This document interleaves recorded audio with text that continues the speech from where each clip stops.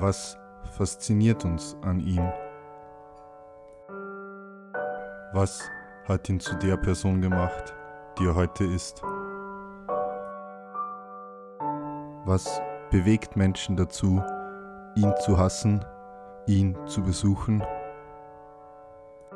Metal-Leute und willkommen. Dies ist die Geschichte des Drachenlord.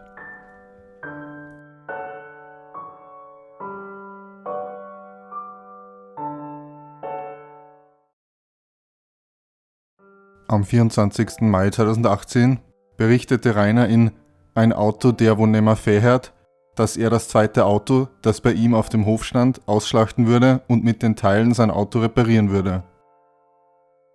Am 25. Mai demonstrierte Rainer in dem Video Kleines Magietraining visuelle Effekte. Am 26. Mai hatte ein User unter dem Namen des Journalisten vom Y-Kollektiv Rainer auf YouNow abonniert und fragte wiederholt nach einem Interview. Wenn es der echte ist, hätte ich dir gut sagen können, dass du mich bitte in Ruhe lässt. Oder dass sie mich bitte in Ruhe lassen sollten. Ich habe kein Interesse daran, mich mit irgendwelchen Leuten zu befassen, die ein Nein nicht akzeptieren können. Da habe ich Besseres zu tun. Weil mit solchen Leuten schlage ich mich sowieso 24/7 rum. Leifels, ich habe jetzt das ungefähr 2-mal oder 3-mal gesagt vorhin. Und ich habe es dir auch schon gesagt, dass du das erste Mal hier warst. Lass mich in Ruhe. Mir ist egal, ob du einen Presseausweis hast oder nicht. Wenn du mich belästigst, bringt dir der Presseausweis auch nichts. Ich habe dich dazu aufgefordert und angehalten und jetzt ignoriere ich dich, weil ich keine Lust habe, mich damit zu beschäftigen. Also, bitte tu mir den Gefallen und akzeptiere, dass ich kein Interesse an dir oder deinem Interview habe. Dankeschön. Und freundlicher kann ich es echt nicht ausdrücken. Später konnte man dann von draußen Besucher hören, woraufhin Rainer das Fenster schloss. Sekunden oder 25 Sekunden. Oder nur eine halbe Stunde oder so. So, mal kurz das Fenster ein bisschen. Auch tauchte ein Video von einem Besucher auf, der behauptete, die Polizei hätte ihm verraten, dass Rainer seinen Posterverkauf nicht angemeldet hatte und deswegen nun rechtliche Probleme hatte. In dem Video Kurzfilm der Idioten, Drachen LP erschießt Drache, verwendete Rainer erneut visuelle Effekte, so auch in dem Video Ach scheiß drauf vom 27. Mai. Am 28. Mai brachte Rainer ein altes Format zurück und sprach in dem Video Dragon Monday Part 1 über die Effekte, die er nun erneut begonnen hatte in seinen Videos zu verwenden. Auch las er die Namen seiner Top-Supporter auf YouNow vor und kündigte neue Videos an. Am 31. Mai bewältigte Rainer live im YouNow-Stream die sogenannte Ice Bucket Challenge. Da er kein Eis hatte, machte er daraus allerdings eine Water Bucket Challenge. Währenddessen standen jedoch auch Besucher vor dem Tor, die Rainer dann adressierte. Schau, dass der Land über die Affen, Alter.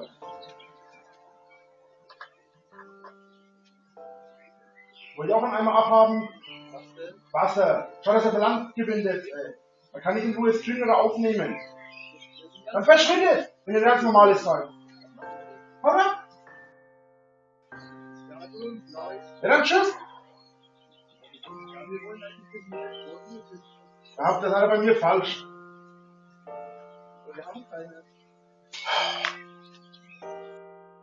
Also, auf geht's. Einmal Wasser.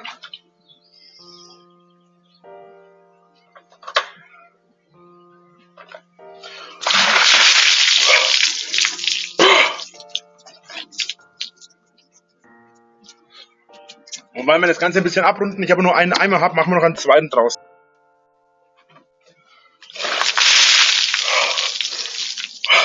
Kalt. So, wie gesagt, das ist... Schaut aus wie ein begossener Pudel, ey. Besucher, die an diesem Tag durch das Dorf fuhren, dokumentierten, dass bereits zu diesem Zeitpunkt oft mehrere Gruppen von Hatern gleichzeitig im Dorf unterwegs waren. Dieselben Besucher kehrten in der Nacht zurück und warfen Feuerwerkskörper auf Rainers Hof.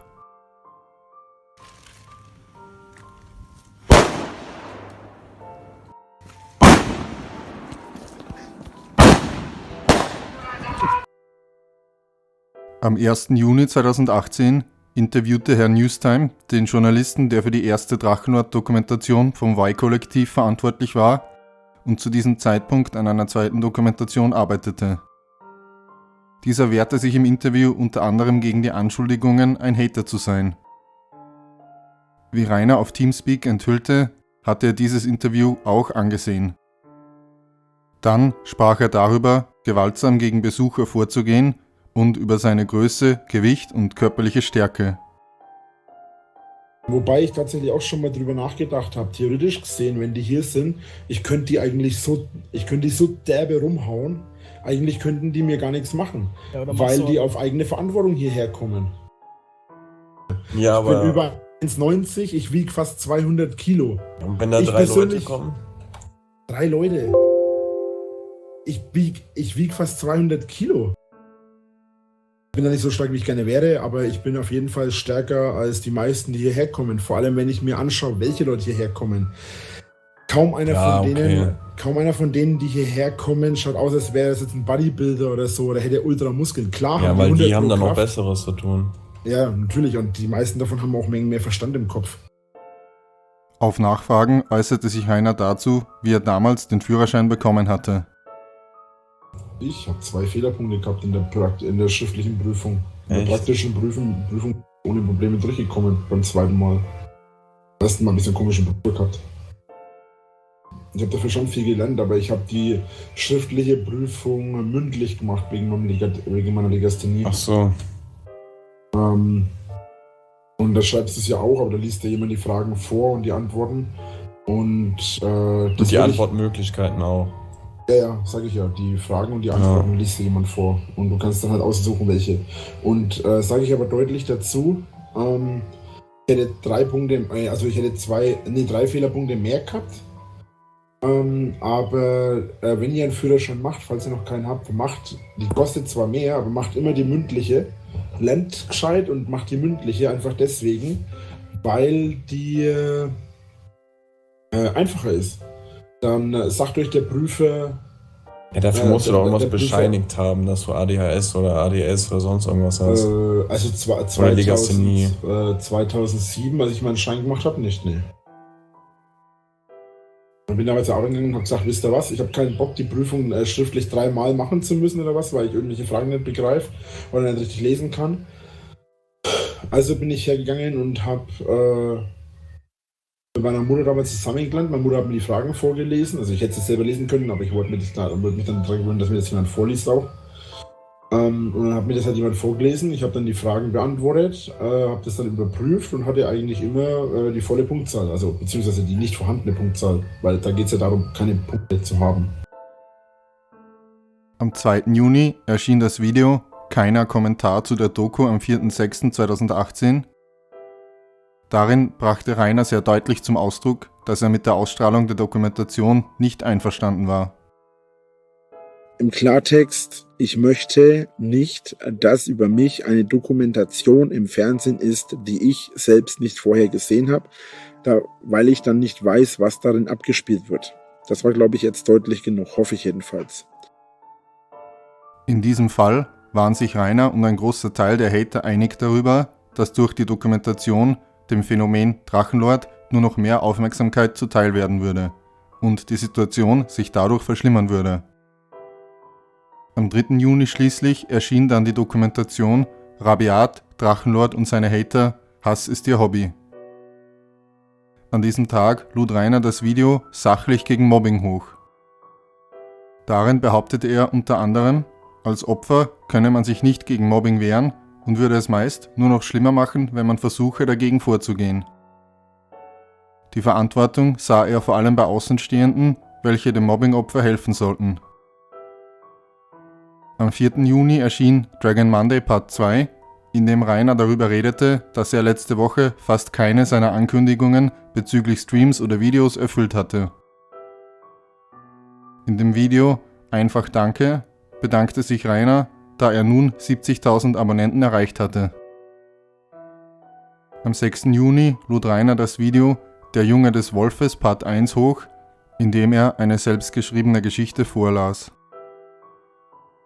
Am 9. Juni erschien das Video wie fühle ich mich nach all den Jahren, in dem Rainer wieder einmal beteuerte, der Hate sei ihm egal.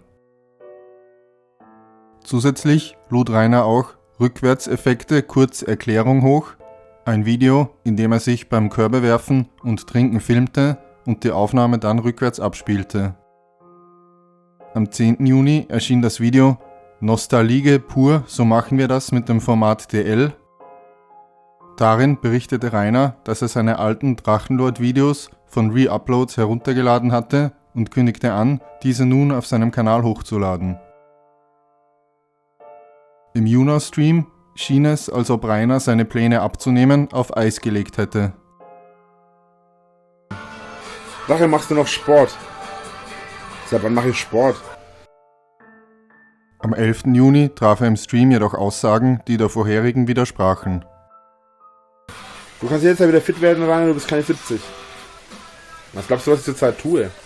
Ach so, für den Fall, dass sich jemand aufregt, weil ich gesagt habe, ich trinke Schwipschwap. Das ist Schwipschwap Light, Leute. Ein Fan im Chat fragte Rainer, ob er das Paket, das er ihm geschickt hatte, erhalten hatte, wovon sich Rainer provoziert fühlte. Ich hab's dir schon 100-mal gesagt, Dave. Ich sag's dir jetzt zum allerletzten Mal.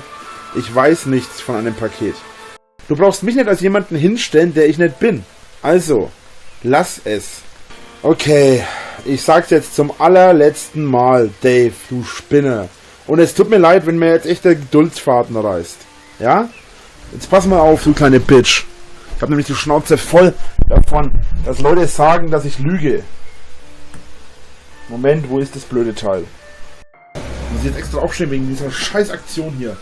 Pass mal auf, du kleiner Spastikopf, Alter. Ich hab nämlich die Faxen jetzt echt dicke, dass gesagt wird, dass ich lüge. Ist das hier von dir gewesen? Ist das hier von dir? Ja oder nein? Und wenn du jetzt ja sagst, nein, tu mir bitte den Gefallen und hör auf, mich als Lügner hinzustellen. Und wenn du jetzt noch ein Wort dazu sagst und mir damit weiter auf die Eier gehst, oder auch anderen hier auf dem Stream, dann hau ich dich ohne zu zögern raus. Ich hab die Schnauze nämlich voll. Anschließend wurde Dave gebannt. Dann schickte Rainer eine Sprachnachricht an seine angebliche Freundin. Warum klingelt denn mein Handy schon wieder? Wieder eine E-Mail? Achso, nee, was soll denn? Gute Nacht, Schmusi, ich lieb dich auch. Im Dragon Monday kündigte Rainer an, dass auch neue Folgen von Drachenlord kommen würden. Am 12. Juni versuchte Rainer Besucher auf der Straße mit Drohgebärden einzuschüchtern. Im Stream reagierte er auf seine alten Drachenlord-Videos. Am 15. Juni lud der YouTuber Count Dankula das Video Dragonlord hoch, in dem er über Rainer und seine Auseinandersetzungen mit den Hatern sprach. Am 17. Juni erschien das Video Ausgepackt Fanpacket Danke, in dem sich Rainer bei dem Fan bedankte, der ihm ein Powerwolf-T-Shirt und ein Mountain Dew geschickt hatte. Im Jurassic World Let's Play gab Rainer zu, nicht mit Geld umgehen zu können.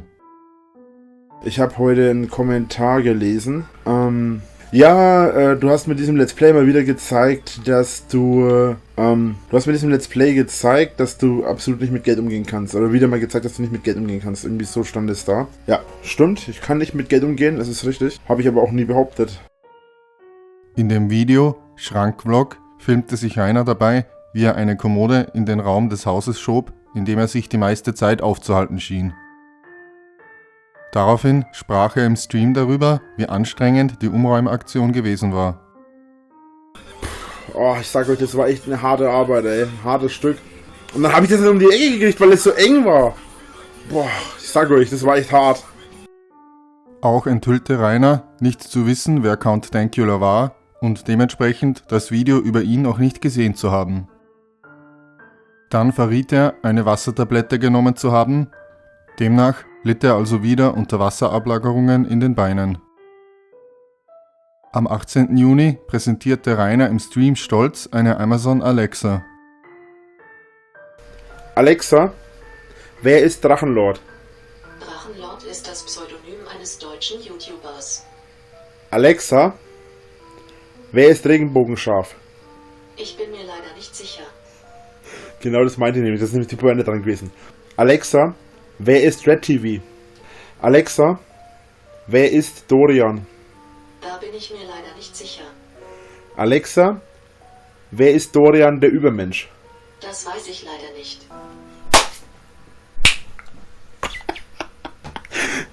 Episch. Einfach nur episch.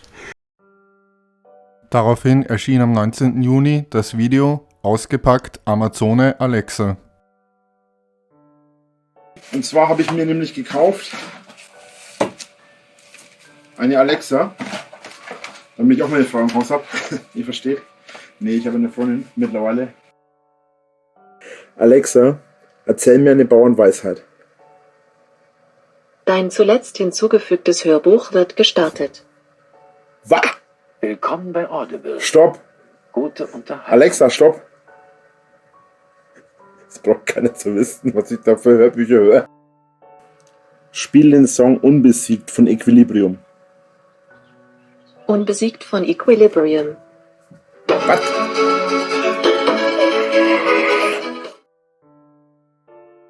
Auch nutzte Rainer Alexa wieder im Stream, dabei offenbarten sich allerdings die ersten Schwierigkeiten. Alexa, nächster Song. Weiterhin Basshunter. Alexa, spiel Basshunter. Thunder von Imagine Dragons. Was? Will die mich verarschen? Alexa, spiel den Song Ankündigungslord. Der ist nämlich auch in der App Ich drin. kann Ankündigungslord nicht in deiner Musikbibliothek finden. Ja, weil ich nicht in meiner eigenen Bibliothek habe. Mach halt einfach manuell das Musik an, du dummer Oger. Nein, weil ich keinen Bock habe, die rauszusuchen. Alexa, wie viel wiegt Drachenlord? Ich wiege derzeit ungefähr 195 Kilo. Alexa, willst du mich heiraten? Alexa, wenn du gefangen bist, dann zwinker mal. Alexa, fühlst du dich unwohl? Nein, ich bin so gesund wie ein Pferd. Das war vielleicht eine unglückliche Wahl. Alexa, ist die Haut ein Organ? Ist die Haut ein Organ? Ja, Ich bin nicht getriggert. Mich interessiert es nicht. An diesem Tag hatte Rainer auch plötzlich wieder einen Twitter-Account. Darin sprach er dann auch in dem Video Twitter ist zurück und warnte die Leute vor Fake-Accounts. Am 20. Juni tauchte ein Video auf YouTube von einem Drohnenflug über die Drachenschanze auf, woraufhin Rainer in den Kommentaren mit einer Anzeige drohte. Am 21. Juni im Stream enthüllte Rainer, dass sein Twitter-Account bereits erneut gesperrt worden war und sprach darüber, dass er versuche, respektvoll mit künstlichen Intelligenzen umzugehen. Ich finde das mit den KIs durchaus gruselig. Allerdings ist etwas, was ich mache und was ich schon immer gesagt habe. Seid freundlich zu euren Geräten, vor allem seid freundlich zu euren künstlichen KIs. Ich sage immer bitte und danke im Normalfall. Nur wenn ich direkte Befehle gebe, nicht. Wie jetzt Musikwünsche, sonst ist es missverständlich. Aber ansonsten sage ich immer bitte und danke, wenn sie mir irgendwas sagt. Auch wenn ich weiß, dass sie mich gar nicht mehr hört. Oder dass sie vielleicht gar nicht darauf reagiert. Ich bin eben freundlich. Zu dieser Zeit fanden Besuche jeden Tag und damit regelmäßiger als die angekündigten täglichen Streams statt. Nun, durch die Dokumentation erlangte Rainer auch eine gewisse Bekanntheit im Mainstream und in Kreisen, die vorhin vermutlich noch nie von ihm gehört hatten.